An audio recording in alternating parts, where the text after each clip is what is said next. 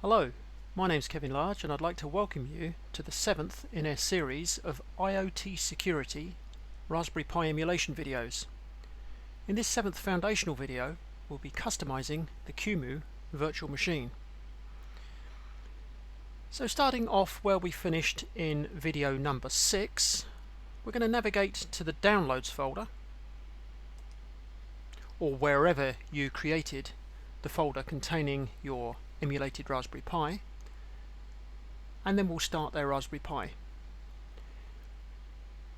I created my Raspberry Pi in a Node 1 folder inside Downloads, so I will open Node 1 and simply run the batch file by double clicking on it.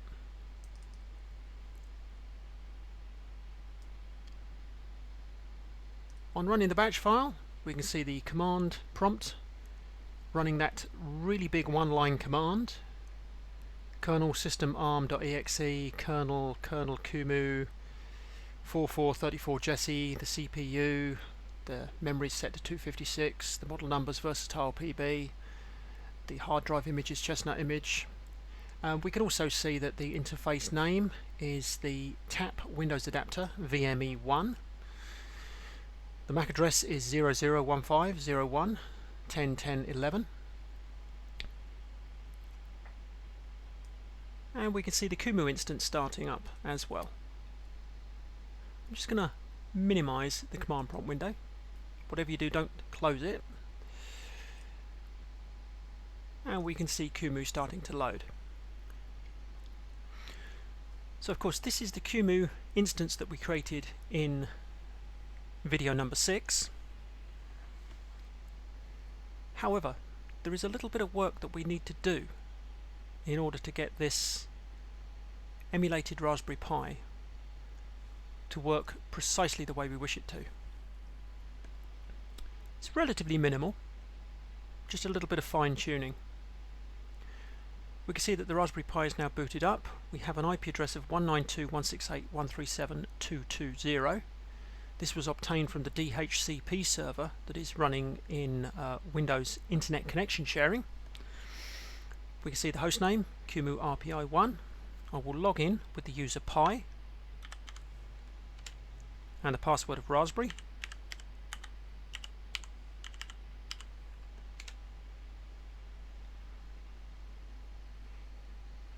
We should see that SSH is enabled, and in fact we can check that by typing SS-TL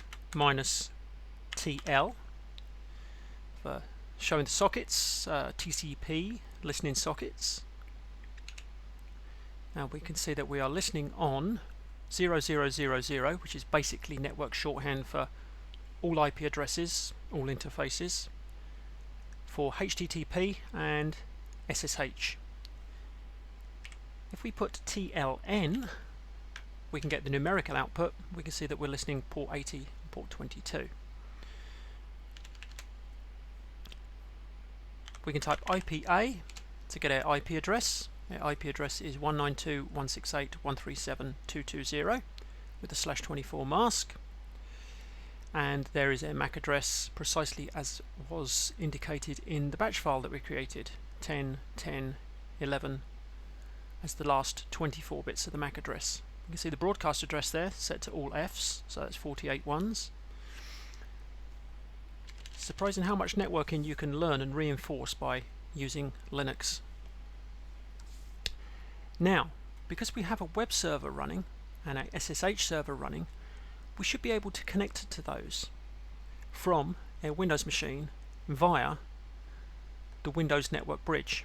If you remember, we gave the Windows Network Bridge an IP address of 192.168.137.1. Okay. So what we'll do is, first of all, we'll see if we can connect using PuTTY to the SSH server that is running on the emulated Raspberry Pi.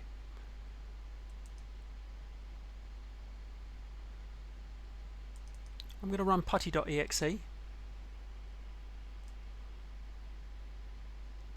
I'm going to tap in the IP address of the emulated Raspberry Pi, 192.168.137.220. By default it's set to use SSH, in other words TCP port number 22, and I'm going to click on open. You'll notice that the SSH server running on the emulated Raspberry Pi is now sending across a SSH key which we need to accept for encrypting the session. So I'm going to click yes to accept the key, and now I can log in as the user Pi with the password of Raspberry.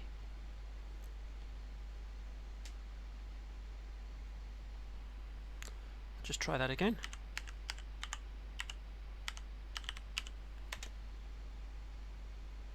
That's better. Okay, so having typed the correct password this time, you'll notice that we are logged into Qemu RPI1 as the user Pi. You can tell this from the command prompt, pi at Qemu RPI1. If I type who am I, you can see I'm the user Pi.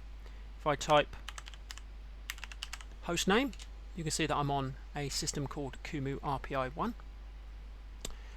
Another command which is rather useful is to type W. W will show us the users currently logged into the system. If I go to my Qemu virtual machine, I can type exactly the same command, W, and I should get exactly the same output. And you will notice that we are logged in twice as the user Pi.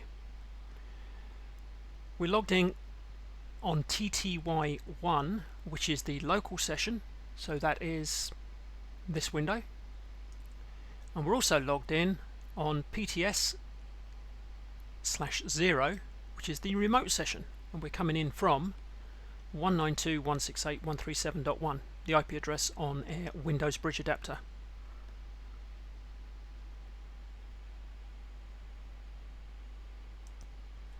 Whilst we have PuTTY open, what I will do is I'll show you how to make PuTTY just a little bit more friendly.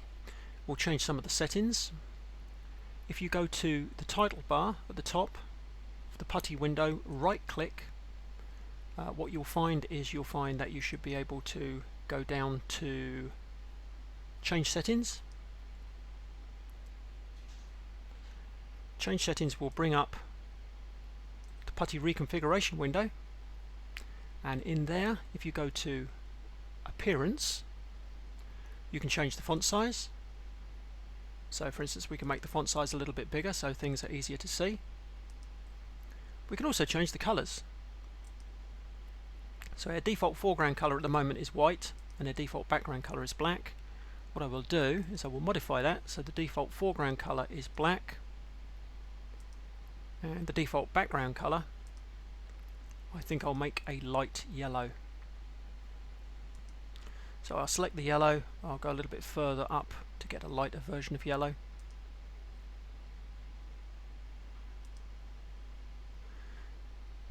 Okay, and we can then apply that. Now if we wish to save these as our default settings, there's a little trick that we can do. We can go back to session and we can type in under saved sessions default settings, precisely how it's written below. So capital D default space capital S settings and then save. Now when we hit apply, you should see that we've got black foreground text, light yellow background text, and this will now be our default settings for our PuTTY sessions. Now if we check to see the listening sockets one more time, we can use the old command if we wish. So that would be netstat. We can use ANT, which is all numerical TCP, and we can see that TCP is listening on port 80, port 22, so web browser, SSH. We've also got a connected session, and the connected session is coming to the address 220, our local Raspberry Pi address on port 22, from 137.1, the Windows Bridge adapter. This is an established session, so this is actually the SSH session that we're using here in this window.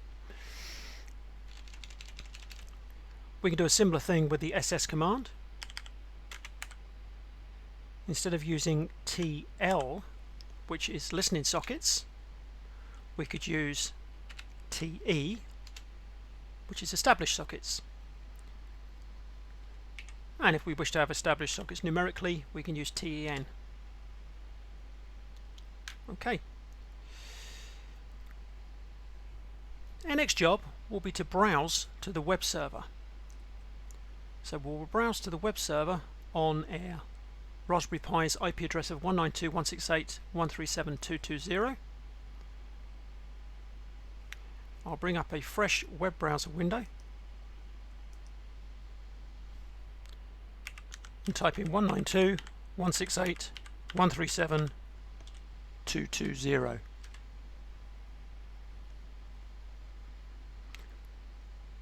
And now we can see the first problem that we need to fix. We can see that the notebook list is empty.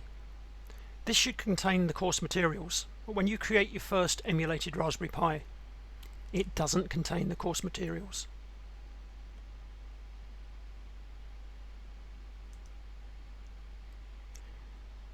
However, once again, this is a relatively easy fix with some simple Linux commands.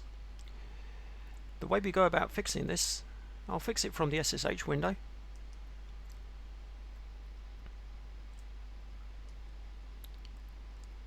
Simply makes use of a few straightforward Linux commands.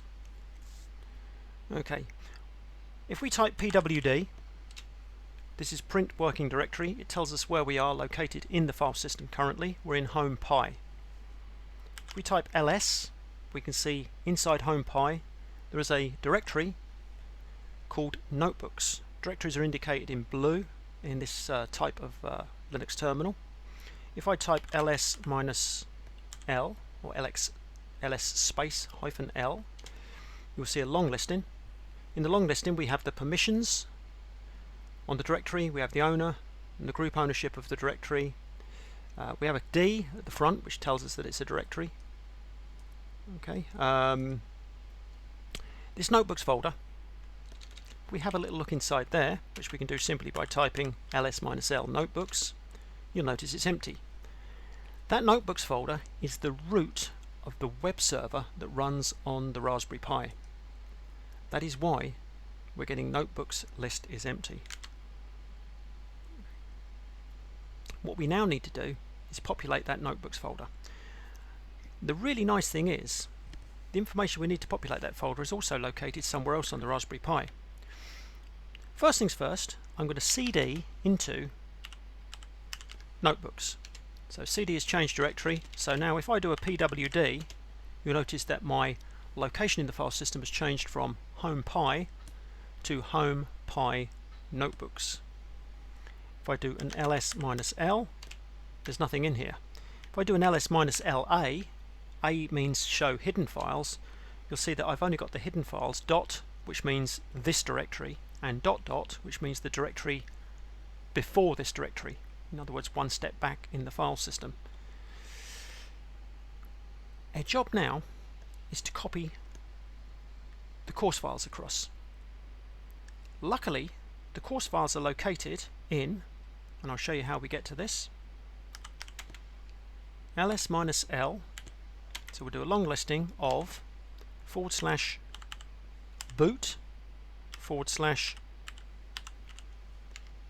/notebooks. So in the boot directory there is another notebooks folder which has the course materials in it, and it's simply a case of copying them from that notebooks folder into this notebooks folder. Because we're located in home pi notebooks, it's a straightforward process. We can use the cp command with the switches A, R. A is archive, so it will keep all of the permissions exactly as they are during the copy. None of the permissions should change. R is recursive, so it will copy directories within directories within directories, or folders and files and within directories. We specify where we're copying from, which will be boot notebooks. We can then use the asterisk to indicate that we want to copy everything inside boot notebooks. In other words, course materials, my files, and the README. I'll take all three across because that's the contents that was originally in the notebooks folder if we were doing this on a physical Raspberry Pi. And then we have a shortcut, and the shortcut is to hit the space bar and the full stop. So as I mentioned earlier, the full stop is Linux shorthand for this directory. So wherever you see that little full stop there in a copy path, for instance, it simply means we're copying to this directory. So that command is basically saying copy from boot notebooks, everything inside the boot notebooks directory, to this current directory. Now if I tried to run this command now, it won't work. Okay? Because as a normal user, and I am only a normal user, who am I tells me I'm the Pi user, I don't have permission to do the copy. So what I'll do is I'll hit the up arrow a couple of times to bring the command back, and then what we will do is we'll use Control A. Control A goes to the start of a line, and we'll type sudo space, and then Control E, which goes to the end of the line. This will be familiar to anybody who's used a Cisco IOS. Control A goes to the start of the line, Control E goes to the end of the line. Sudo, of course, will allow us to run that command as the super user, or in other words, as root. Okay, I'll hit the Enter key, and now, when we do an ls -l, you'll notice that we have the course materials in here. In fact, if we now go into the web server, I didn't even need to hit the refresh. Already the course materials have showed up. So we've fixed the problem now. If I go into the course materials, we can see connecting things, big data, hackathon playbook, IoT security. In IoT security, under chapter 2, under the images, this is one of the few things that we can't do on our emulated Raspberry Pis. We've got the images. In this particular case, this is a lab which is impossible, unfortunately, because it makes use of the GPIO pins, and the emulated Raspberry Pis can't do that. It also breaks out to an external circuit board, a little breadboard with resistors and LEDs. However, as you can see, we now have the course materials. So that has now fixed that problem. We've got the scripts.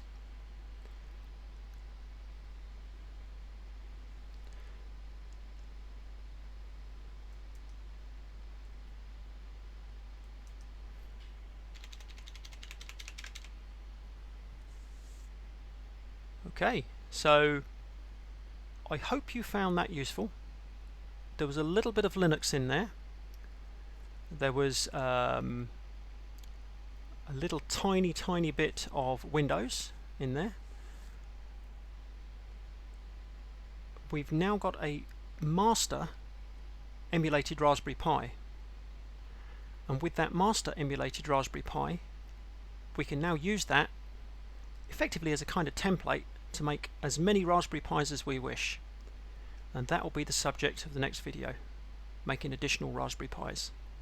Thanks very much for joining me, and join me for video number 8 where we'll be making additional Raspberry Pis.